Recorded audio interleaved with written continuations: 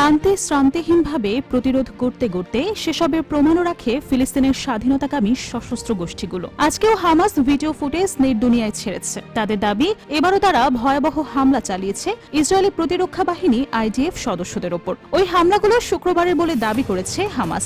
ফুটেজে দেখা যাচ্ছে যে দক্ষিণ গাজার খান ইউনিসে একটি ভবনের ভগ্নাংশ থেকে ইসরায়েলি সাজোয়া যান লক্ষ্য করে হামলা চালিয়েছে হামাস।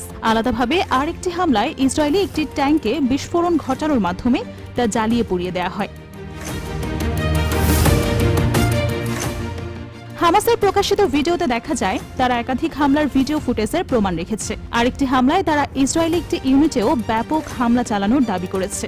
সেখানে একজন ইসরায়েলি সেনা নিহত ও 4 জন আহতের দাবি করেছে হামাস। এই ঘটনায় ইসরায়েলি একজন কোম্পানি কমান্ডারও আহত হয়েছেন দাবি হামাসের।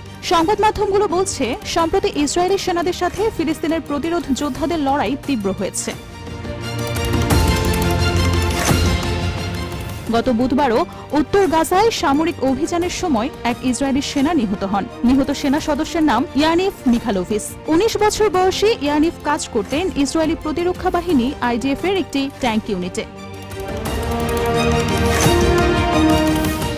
ইসরায়েলি সংবাদ মাধ্যম টাইমস অফ ইসরায়েলে এ নিয়ে প্রতিবেদন প্রকাশ করে। আইডিএফ জানায়, এই হামলায় ওই ট্যাঙ্কের কমান্ডার সহ 3 সেনা সদস্য গুরুতরভাবে আহত হয়েছে। এছাড়া অন্য একটি সংঘর্ষে কমান্ডো ব্রিগেডের একজন সেনাও গুরুতরভাবে আহত হন বলে জানায় তারা। এর আগে গত 24 জুন খান ইউনিসে হামাসের হামলায় 7 আইডিএফ সেনা নিহতের ঘটনা ঘটে। এতে জড়িত 2 হামাস সদস্যকে হত্যার দাবি করে আইডিএফ ও গোয়েন্দা সংস্থা শিনবেত।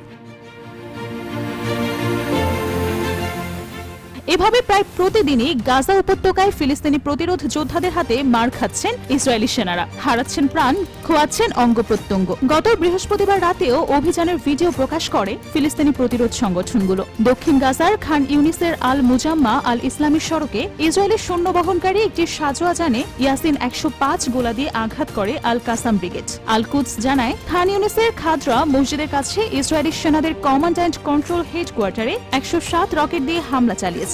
রকেটটি লক্ষ্যে আঘাত এনেছে বলে দাবি আল কুদসের।